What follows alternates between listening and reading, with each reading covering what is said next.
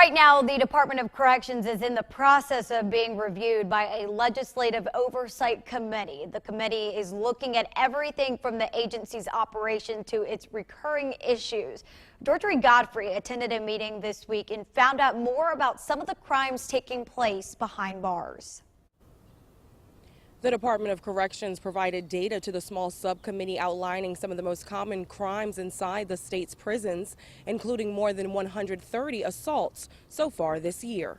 At one time, prisons were there, and once someone was sent to prison, they really couldn't communicate with the outside world. They would have to probably tell someone, and now what they can do is they can use their cell phone and continue their criminal ways from behind bars. The Department of Corrections is battling an issue of crime behind bars. We saw last fall, we announced a sextortion scam where folks were using cell phones to extort money from folks that are in the military and otherwise. Also, drug dealing, we see a lot of that.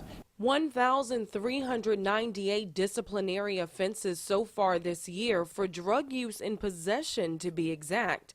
But contraband and drugs are just two examples of criminal activity inside the prison's gates.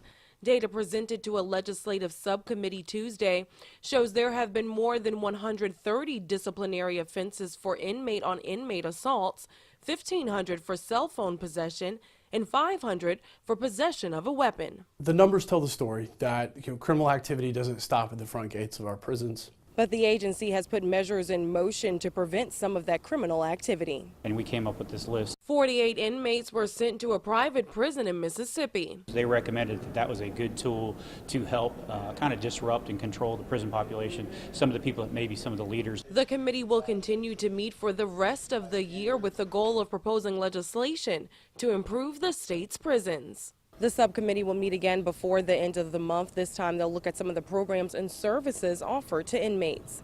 In Columbia, Georgia Godfrey. And continuing with some of the data Georgia mentioned, as of May 30th, the Department of Corrections has conducted 4 homicide investigations this year. Last year there were 7, and in 2017 there were 9.